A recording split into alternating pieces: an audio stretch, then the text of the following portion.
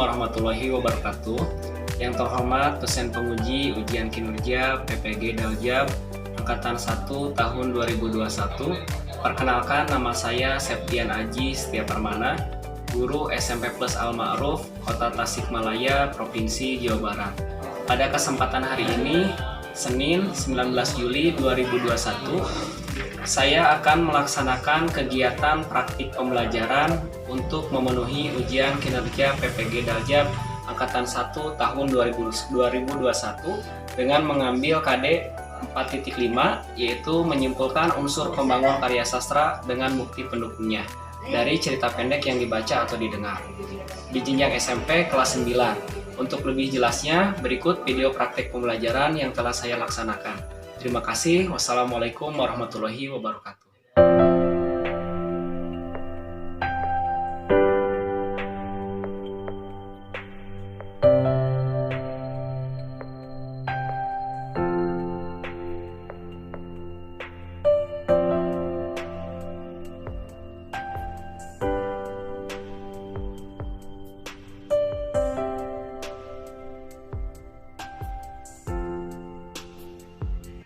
Assalamualaikum warahmatullahi wabarakatuh.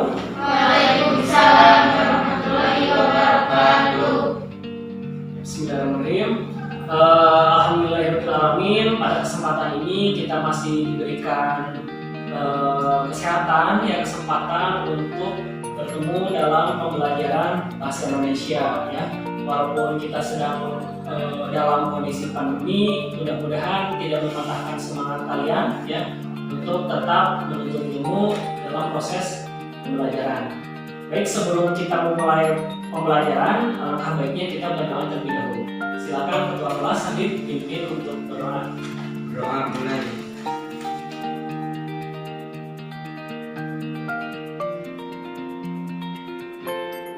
Berdoa selesai. Baik, Bapak akan mengabsen terlebih dahulu, ya.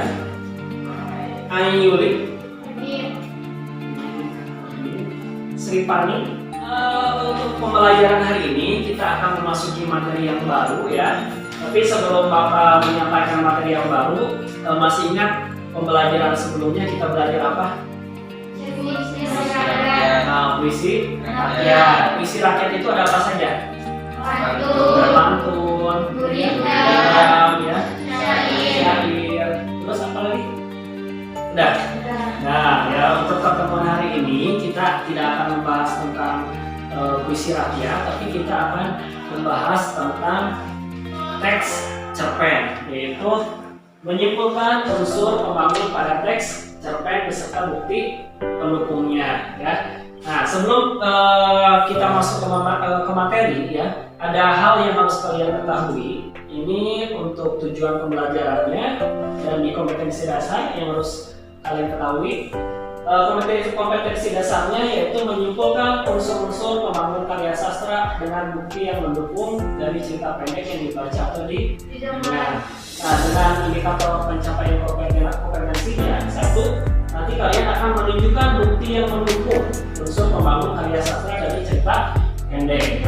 Kemudian dalam ruang lingkup penilaian juga di sini dari mulai sikap kalian, kemudian keterampilan kalian dalam menyimpulkan unsur-unsur pembangun teks cerpen yang nanti akan Bapak sediakan dalam AKPD itu nanti akan menjadi lingkup penilaiannya, ya. Jadi bentuk instrumennya dari keterampilannya, kemudian nanti di pilihan di pengetahuannya ada pilihan ganda yang akan kalian peroleh dalam mempelajari teks cerpen. Karena dalam teks cerpen itu kita tidak hanya membaca saja, tapi kita juga akan menemukan beberapa unsur-unsur yang ada dalam teks cerpen. Nah, unsur-unsur itu yang akan kita pelajari dan kita bisa ambil nilai-nilai yang ada dalam teks cerpen. Di sini Bapak punya sebuah cerita, ya, sebelum kita masuk ke materi teks cerpen. Bapak punya cerita. Karena di dalam cerpen itu kita kan membaca sebuah cerita. Nah, di sini Bapak akan mulai dengan sebuah cerita. Jadi diceritakan ada seorang satpam, ya, dia bekerja pada malam hari. Nah, dia bekerja pada malam hari, ya. Dia bekerja menjaga sebuah toko atau menjaga sebuah gudang, karena di gudang tersebut banyak barang-barang berharga. Jadi dia bekerjanya pada malam hari menjaga sebuah barang. Nah, diceritakan si satpam ini nih sangat sangat menikmati pekerjaannya, karena dengan pekerjaannya itu dia bisa istilahnya bisa mencukupi untuk kebutuhannya gitu. Dan dia juga sangat menghormati kepada bosnya, sangat sayang sekali kepada bosnya, karena dengan dia diterima bekerja di gudang tersebut, ya dia membuat dia itu sangat berterima kasih kepada bosnya. Nah, pada suatu malam si satpam ini bermimpi. Dia bermimpi bahwa bosnya itu dibunuh oleh adik si bosnya. Jadi si bos itu punya adik ya. Si satpam ini bermimpi bosnya itu dibunuh oleh adik bosnya. Nah, tidak hanya satu malam, tiap malam dia bermimpi seperti itu. Hampir tiap malam dia bermimpi bahwa si bosnya itu dibunuh oleh adik bosnya. Nah, kemudian terpikir dalam benak si satpam tersebut untuk menceritakan mimpinya kepada bosnya. Akhirnya si satpam memberanikan diri, dia pergi ke rumah bosnya. Dia menceritakan kalau hampir setiap malam dia bermimpi bosnya itu dibunuh oleh adik bosnya. Nah, apa yang terjadi? Setelah si bosnya mendengar cerita mimpi si satpam tersebut, tiba-tiba bosnya marah dan memecat satpam tersebut sampai diusir. Kamu tidak boleh kerja lagi di sini. Akhirnya si satpam tersebut diusir oleh si bosnya dan dipecat. Nah, sekarang pertanyaan dari Bapak, kenapa satpam tersebut sampai dipecat atau sampai diusir? Ada yang tahu alasannya? Silakan Putri. Menurut saya si satpam tersebut terlalu percaya akan mimpi. Satpam tersebut terlalu percaya terhadap mimpi gitu, akhirnya tidak masuk akal ya. Akhirnya dipecat. Boleh lah. Udah bagus ya jawaban dari Putri. Tepuk tangan buat teman kalian ya. Selanjutnya ada yang lain yang punya? Ya, Stefani.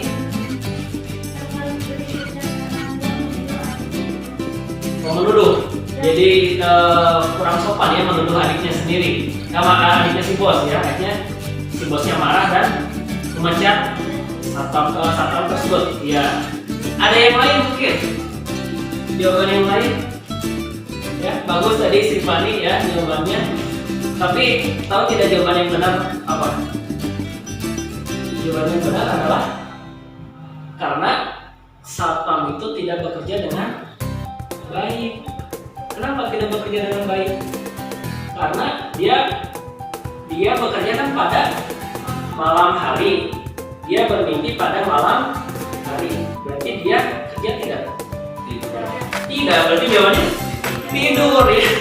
Itu jadi dia Penomo sudah memberitahu setiap malam dia bekerja pada malam hari. Sedangkan dia bermimpi tiap malam itu bermimpi gitu, tiap malam dia bermimpi. Berarti dia tiap malam tidak bekerja ya, dia tidur. Jadi wajar si bosnya memecat satpam tersebut gitu ya. Akhirnya si satpam tersebut dipecat gitu ya. Itu alasannya.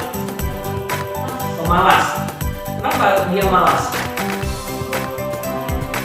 Tidur saat bekerja. Apakah kita bisa meniru sifatnya? Tidak. Itu manfaat dari pelajaran jangka pendek ya. Tadi kan akhirnya kita bisa mengambil nilainya. Nilainya tadi sifat si satpam ternyata pada materi sebelumnya sempat Bapak bahas juga tentang pelajaran jangka pendek. Dan kalau yang sekarang karena kalian sekarang tentang menunjukkan unsur pembangun teks cerpen dengan bukti yang mendukung, kita akan bahas unsur pembangun dalam teks cerpen. Nah, unsur pembangun dalam teks cerpen bisa kalian lihat di sini ada apa saja? Yang pertama ada tema, kemudian yang kedua ada alur, ada apa lagi? Kata, kemudian pengolahan, sudut pandang, yang terakhir itu dengan tema sama tidak? Tidak. Kenapa tidak? Apakah judul itu tema? Coba judul itu apa? Apakah sama dengan tema? Tidak. Nah sekarang Bapak bikin penandaian seperti ini. Misalnya Bapak membuat tema tentang bencana alam. Bencana alam, kemudian judulnya misalnya longsor, banjir, gunung. Ya, tema dengan judul itu berbeda. Kalau tema itu merupakan inti cerita. Ya, tema itu inti cerita. Jadi sebelum orang membuat sebuah cerita, dia akan menentukan dulu temanya. Dia akan menentukan dulu intinya, ini tentang apa nih. Tema ini merupakan sebuah inti cerita, ya, gagasan cerita. Nah, bagaimana kita menemukan tema dalam suatu teks cerpen? Caranya di sini sangat mudah. Untuk mencari tema dalam cerpen, kamu hanya perlu membaca ceritanya sampai habis, gitu ya. Pahami hal-hal yang menonjol dari cerita tersebut. Jadi kita tidak bisa menentukan tema kalau misalnya ceritanya tidak dibaca sampai habis, gitu. Karena inti cerita itu ya kita harus baca dulu ceritanya. Kalau kita baca hanya setengahnya atau baca bagian-bagian yang kita pilih saja, itu tidak bisa menentukan tema. Karena tema itu harus dibaca sampai selesai, gitu ya. Teksnya harus dibaca sampai selesai, akhirnya kita bisa menentukan sebuah. Nah, di dalam teks cerpen juga, ya, teks cerpen itu pasti semuanya yang namanya teks cerpen pasti ada konflik atau ada permasalahan, dan itu juga bisa menentukan bagian untuk menentukan tema. Kalau sudah menemukan konflik atau permasalahan, kembali untuk pembahasan selanjutnya itu tentang alur, ya. Alur di sini cara menemukan alur, ya. Tapi sebelum kita membahas cara menemukan alur, Bapak ingin tanya dulu, pengertian alur itu apa? Nah, alur itu merupakan sebuah jalan cerita. Jadi kalau misalnya dalam teks cerpen ini pasti ada alurnya, ya. Nah, selain dari pengertian alur itu ada tahapan alurnya. Nah, tahapan alurnya itu ada apa saja sih? Tahapan alurnya? Ada orientasi, kemudian apa lagi? Rangkaian peristiwa, komplikasi, resolusi. Ya, kalau dalam tahapan alur itu dimulainya dalam orientasi dulu. Orientasi atau bisa disebut apa? Orientasi itu pengenalan, ya, ada pengenalan terlebih dahulu, ya. Kemudian ada rangkaian peristiwa, kemudian ada komplikasi. Komplikasi itu apa? Permasalahan atau konflik, pemuncaknya di situ di komplikasi, ya. Terakhir ada resolusi. Resolusi itu apa? Penyelesaian. Itu dari segi tahapan alur. Ada juga jenis alur. Nah, jenis alur ada apa saja sih jenis alur itu? Alur maju, kemudian alur mundur, campuran. Kalau misalnya cerpen yang alurnya maju, berarti ceritanya seperti apa? Ya, dari awal sampai akhir ceritanya maju, gitu ya, tidak mundur ke belakang, gitu. Kalau alurnya mundur, berarti ceritanya bagaimana? Nah, dari belakang ke depan, gitu ya, karena kan ceritanya mundur, gitu. Kalau campuran, bisa mundur, bisa maju, itu berarti ceritanya digabung, gitu, dicampur, gitu ya. Itu pembahasan mengenai alur. Nah, berarti cara menemukannya dalam teks cerpen ya seperti itu. Kalau misalnya ceritanya maju, oh berarti ini alurnya maju. Kalau ceritanya dimulai dari belakang, berarti ceritanya apa? Mundur, gitu ya. Itu dari segi jenis alurnya. Kalau misalnya dari tahapannya, kita bisa lihat apakah ini bagian orientasi, apakah ini bagian rangkaian peristiwa, apakah ini bagian komplikasi, atau apakah ini bagian penyelesaian. Itu bisa dilihat dari tahapan alurnya.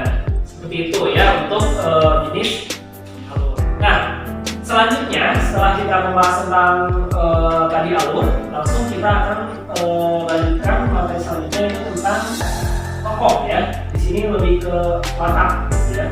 Ada istilah tokoh, ada istilah penokohan. Kalau tokoh itu berarti nama tokohnya. Tokoh misalnya di pertanyaan tokohnya siapa, berarti lebih ke nama.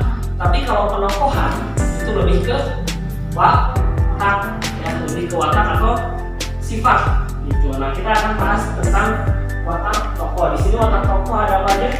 Protagonis. Kemudian yang kedua antagonis. Tiga antagonis. Kalau antagonis berarti itu tokoh apa sih antagonis itu? Antagonis tokoh jahat. Kalau protagonis baik. Kalau tritagonis tengah-tengah ya. Dia hanya tokoh pembantu gitu. Jadi dia bisa dibilang tidak ke yang baik, tidak ke yang jahat gitu. Hanya tokoh pembantu saja dalam teks. Tapi tetap permasalahannya ada gitu. Karena dalam teks cerpen itu pasti ada permasalahan. Sekarang gini aja, misalnya dalam teks cerpen itu gini, tidak harus yang sifatnya masalah itu tidak harus yang sifatnya fisik atau berantem ya. Yang berbeda atau yang berhubungan dengan batin ya, itu bisa jadi permasalahan. Misalnya seperti ini, Habib dengan Putri. Misalnya Bapak memberikan hadiah kepada Habib. Bapak memberikan hadiah kepada Habib itu memberikan hadiah pensil warna merah misalnya ya, warna merah. Dan Putri, Bapak berikan hadiah pensil warna pink. Ternyata Habib ingin pensil warna pink. Gitu. Misalnya Habib pengennya pensil warna pink dan ternyata Putri juga inginnya pensil warna merah gitu. Ternyata di sana kenapa pas dia kasih saya warna pink padahal saya pengennya warna merah. Habib juga sama. Kenapa saya dikasih warna merah padahal saya pengennya warna pink misalnya gitu ya. Nah, itu juga sudah menjadi permasalahan. Walaupun Bapak, Habib dan Putri itu bukan tokoh antagonis. Tiga-tiganya tokoh protagonis, tapi di sini ada timbul konflik. Konfliknya yaitu Putri tidak menerima hadiah dari Bapak karena dia sukanya warna merah, sedangkan Habib dia sukanya warna pink. Nah, itu juga bisa termasuk ke dalam konflik. Jadi konflik itu tidak harus ada tokoh antagonis. Permasalahan apa yang terjadi dalam teks cerita tersebut itu bisa merupakan konflik. Jadi tidak harus ada tokoh antagonis. Ya. Bagaimana cara menemukan watak tokoh? Nah, ada yang tahu bagaimana sih cara menemukan watak tokoh itu dilihat dari apanya? Ya, ini dilihat dari sifat tokoh. Boleh ya, bisa dilihat kalau misalnya sifatnya baik, berarti tokoh tersebut baik. Berarti kalau baik maksudnya cuma protagonis. Berarti kalau sifatnya jahat maksudnya ke antagonis. Boleh, itu dari sifat juga ya kita bisa menentukan watak tokohnya. Atau bisa juga, nah di sini ya, cara menemukan watak tokoh itu bisa dengan dua metode. Ada analitik dan gramatik. Nah, kalau analitik metodenya kita bisa melihat watak tokoh itu yang dipaparkan secara langsung. Misalnya ketika kalian baca cerpen, di dalam penulisan sudah dijelaskan bisa gini. Tokoh A dia mempunyai sifat yang jahat. Dia tidak suka membantu orang lain. Karena dia itu sukanya mengganggu orang lain. Nah, kita tahu dia jahat, kita tahu dia suka mengganggu orang lain dari apa? Dari penyampaian secara langsung. Jadi si penulis sudah memberitahu bahwa dia itu sifatnya jahat. Dan misalnya diceritakan ada anak bernama Rudy. Dia ini suka mencuri. Nah, kita tahu watak dia suka mencuri karena dari penjelasan secara langsung, itu dipaparkan secara langsung. Nah, kemudian ada cara yang kedua yaitu cara dramatik, yaitu dari penyampaian sifat atau tokoh secara tersirat gitu. Nah, ini biasanya disampaikan melalui tingkah laku. Misalnya seperti ini, kesel kepada si B. Lihat saja nanti, aku akan memukul B dari kata si A. Nah, berarti kita bisa melihat watak si A kasar atau watak si A dendam atau pendendam itu dilihat dari dialog ataupun tingkah laku. Ya, cara menemukan latar pada teks cerpen. Di sini latar terbagi menjadi tiga. Ada latar apa aja? Kemudian waktu. Kemudian apa lagi? Suasana. Kalau misalnya tempat kejadian ya, tempat kejadian tokoh tersebut. Kita bisa menentukan tempat itu bisa dilihat dari benda-benda sekelilingnya. Misalnya kalau dalam teks tersebut menceritakan bahwa seorang guru sedang menulis di papan tulis, misalnya ya, sedang menulis di papan tulis dan siswa sedang menyimak atau memperhatikan guru menulis di papan tulis. Kira-kira tempatnya di mana? Kalau misalnya seperti itu di ruangan apa? Di ruangan kelas, di ruangan kelas. Jadi kalau misalnya si tokoh tersebut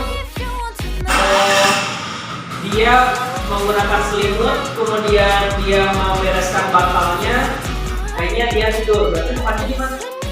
Di kamar. Gitu. Jadi kita bisa menentukan tempat itu dari benda-benda yang ada di sana. Gitu ya. Kemudian yang kedua ada waktu. Waktu misalnya apa? Berkaitan dengan apa?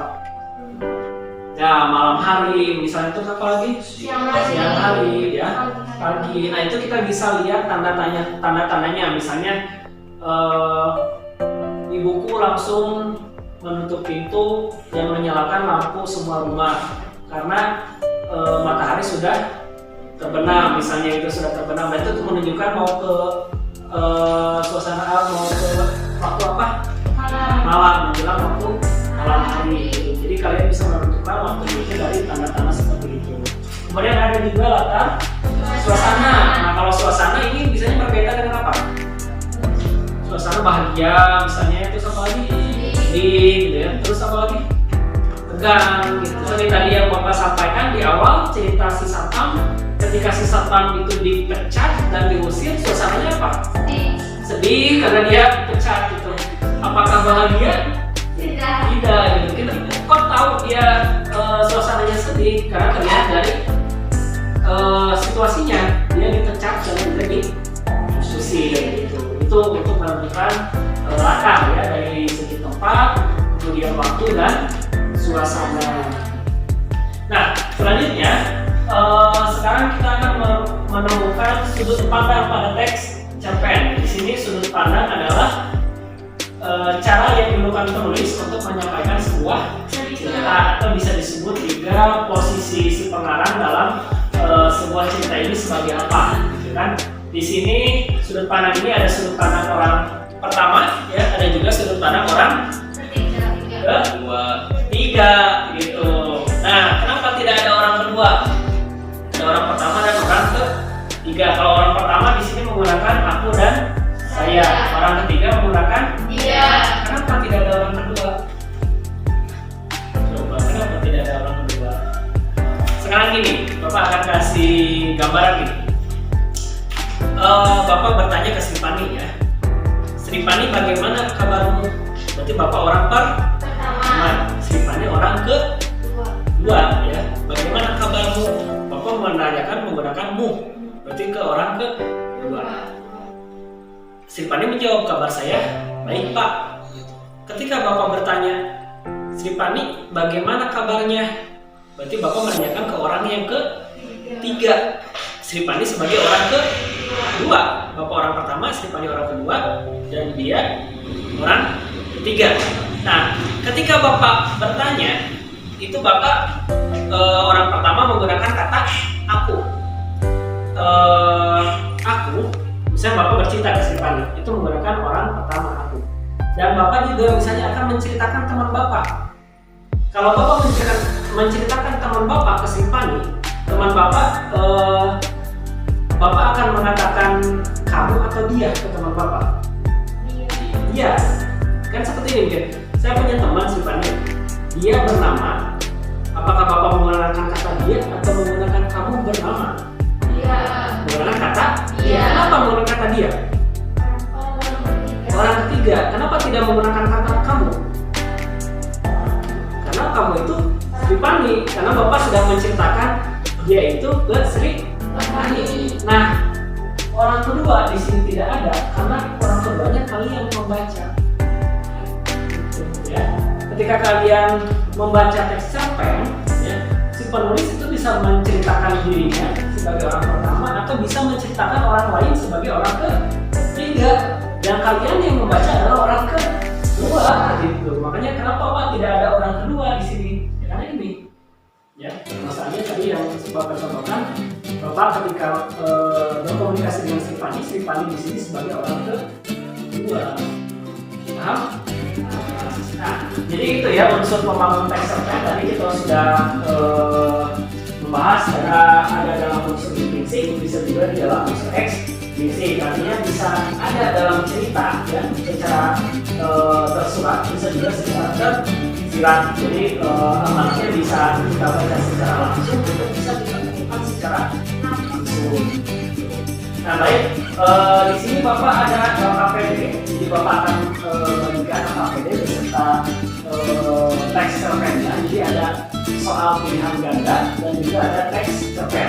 Nanti kalian jawab soal pilihan gandanya. Setelah itu, setelah dijawab pilihan gandanya, nanti ada sebuah teks cerpen. Silakan baca teks cerpennya. Setelah dibaca, nanti kalian akan menemukan unsur pembangunnya dan menunjukkan buktinya, ya. Jadi setelah menemukan, tunjukkan buktinya. Misalnya tadi wataknya malas, seperti tadi Satpam misalnya wataknya malas. Itu kan dari menemukan unsurnya malas. Nah bukti malasnya apa? Misalnya dia selama menjaga toko itu dia apa? Tidur. Nah itu bukti pendukungnya. Ya. Jadi silakan nanti kalian cari unsurnya, kemudian cari buktinya. Mana yang menunjukkan bahwa seperti tadi latar tempatnya di sekolah, mana bukti yang menunjukkan bahwa tempat itu di sekolah. Oh ini kan buktinya ketika dia itu menulis di papan tulis, ini kan menunjukkan di sekolah, begitu ya. Nah ini untuk lebih jelasnya Bapak akan tayangkan di sini ya KPD-nya. Nah ini KPD-nya ya, bisa dilihat. Nanti kalian isi lagi di identitasnya. Kemudian di sini ada soal PG ya, nanti dijawab soalnya. Kemudian nanti di sini ada teks cerpen.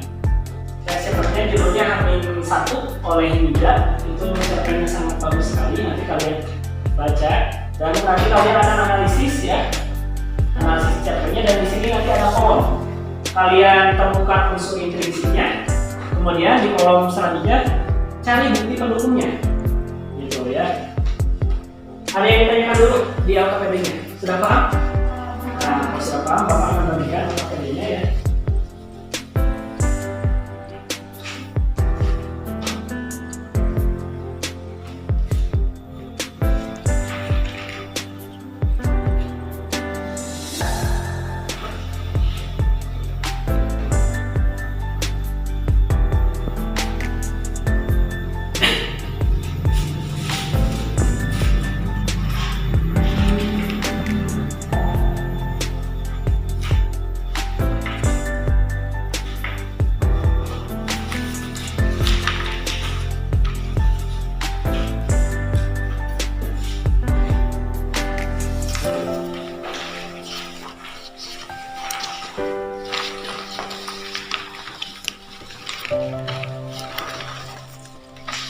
Silakan kalian cari ya unsur intrinsiknya. Seperti tadi yang sudah kita bahas sama-sama untuk menentukan tema. Berarti kalian harus bagaimana cara menentukan tema? Apakah harus membaca teks semuanya atau hanya sebagian ya? Cara menemukan alur itu bagaimana caranya? Silakan diterapkan sekarang. Bagaimana? Sudah selesai tugasnya? Sudah ya. Kalau sudah selesai kita akan coba diskusikan hasilnya ya. Kita matikan dulu ini. Nah, teks yang dianalisis adalah teks yang berjudul H-1 ya, H-1, dan Bapak akan bahas dulu untuk teks cerpennya dan nanti pilihan gandanya kita kumpulkan setelah menganalisis ya. Pertama kita akan analisis di bagian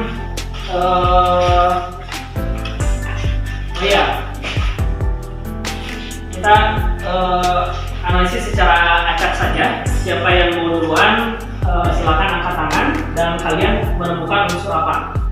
Jadi silakan bebas, mau tema dulu, mau alur dulu, mau penokohan dulu, mau latar tempat, waktu ataupun sudut pandang atau penamaran, silakan bebas. Yang sudah disebutkan acungkan tangan dan sebutkan nama.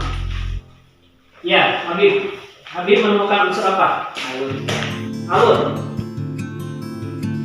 Alurnya Mundur. alur. Mundur. Alur mundur. Ada yang sama dengan Habib atau berbeda? Apakah setuju alurnya mundur?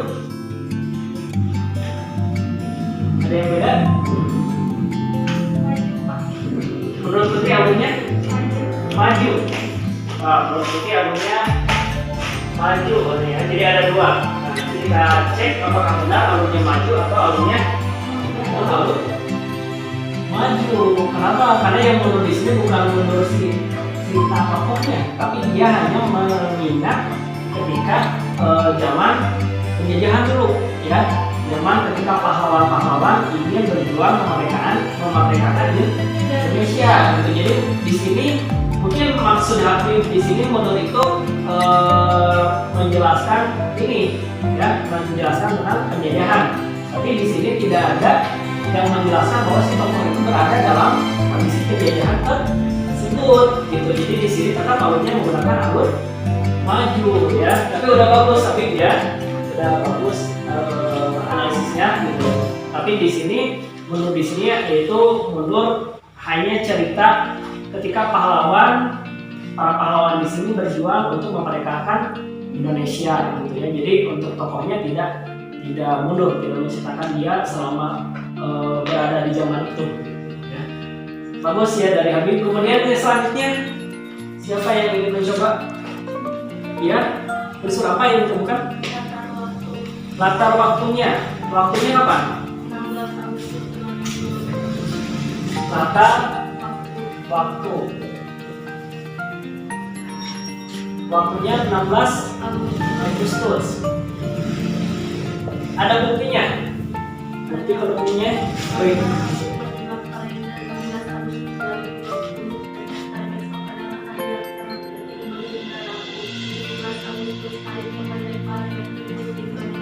Ya, di sana sudah dijelaskan ya menimpa kalender, berarti menunjukkan waktunya itu pada tanggal 16 Agustus. Ya, bagus sekali ya. Itu dari segi latar waktu. Selanjutnya apalagi yang ditemukan? Ya, boleh. Yuri, sudut pandang. Sudut pandangnya bagaimana?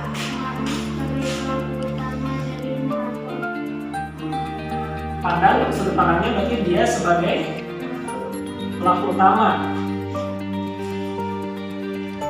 atau bisa juga kalau orang pertama itu menggunakan kata ganti aku, ya. Kalau kata ganti orang ketiga berarti menggunakan kata dia, gitu. Karena di sini dia menggunakan dia atau menggunakan aku. Di teks cerpen ini menggunakan aku, menggunakan dia, menggunakan aku. Berarti sudut pandangnya orang pertama atau pelaku utama. Bagus. Kemudian yang lainnya, latar tempat. Tempatnya di mana? Kamar.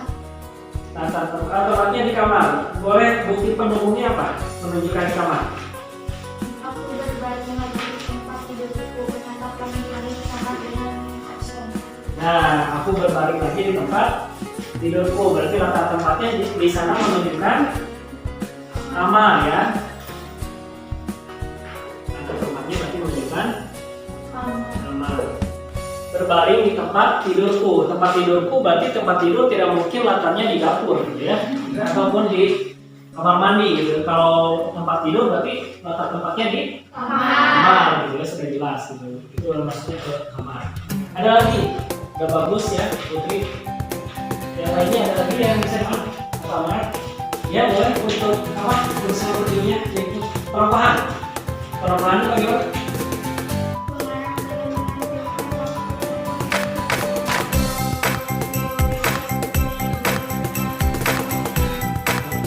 Jadi dia si pengarang di sini mempunyai jiwa patriotisme dan empat di sini. Aku menghela nafas. Apakah aku bisa seperti mereka? Salah bukan masalah bisa atau tidaknya, tapi aku harus bisa seperti mereka. Dan di sini berarti jiwanya jiwa apa? Oh, ini sih percaya diri. Gitu. Aku harus bisa, karena mereka juga bisa. Gitu ya. Nah itu watak yang dimiliki penulis, gitu ya, atau si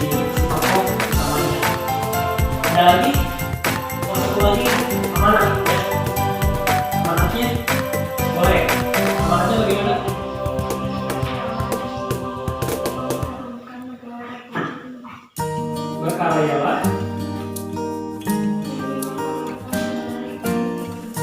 Nah, ya ini ya, berkaryalah demi mengharumkan negara Republik Indonesia.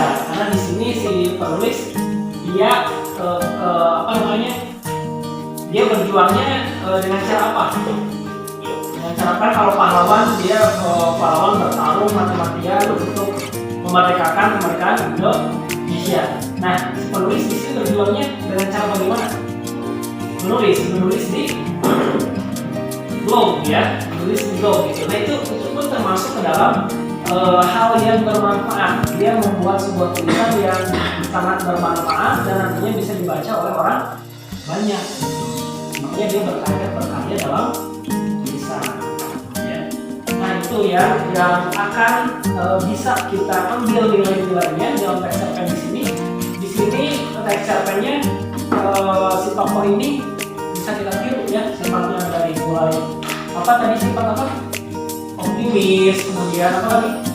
Percaya diri gitu ya. Kemudian tadi patriotisme gitu ya. Apalagi kita ya harus cinta tanah air gitu ya. Jangan sampai kita melupakan jasa-jasa pahlawan kita ya yang sudah berjuang keras memerdekakan Republik Indonesia. Nah, sampai sini dulu ada yang ditanyakan? Nah, kalau tidak ada silakan KPD-nya dikumpulkan ya. Dikumpulkan kembali, nanti akan Bapak periksa dengan pilihan gandanya. Untuk pertemuan hari ini ya dikarenakan waktunya juga sudah habis, sebelum kita mengakhiri pembelajaran untuk pembelajaran hari ini bisa kita refleksikan atau kita simpulkan. Untuk pembelajaran hari ini kita sudah mempelajari tentang unsur pembangun dalam teks cerpen ya. Di antaranya tadi ada apa aja unsur ini itu? Ada pertama ada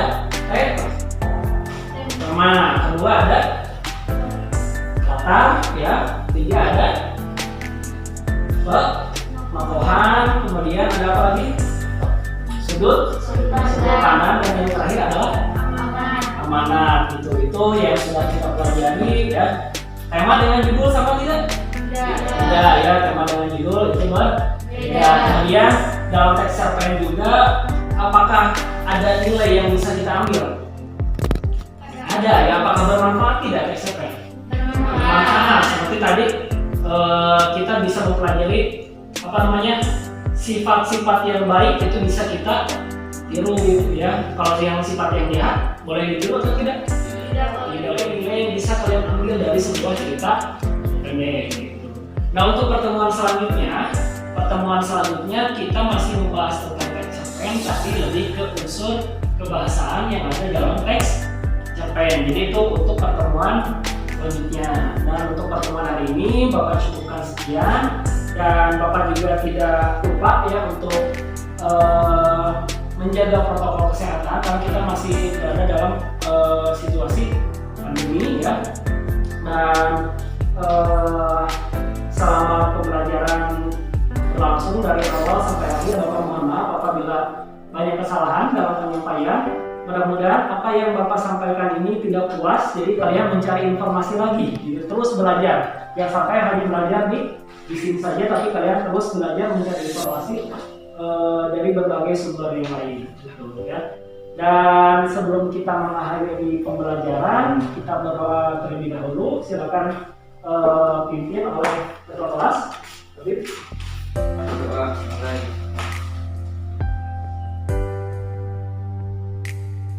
Doa selesai. Alhamdulillah. Terima kasih sekali lagi. Kita akan bertemu di pembelajaran selanjutnya. Itu saja yang bisa Bapak sampaikan. Terima kasih. Assalamualaikum warahmatullahi wabarakatuh. Waalaikumsalam warahmatullahi wabarakatuh.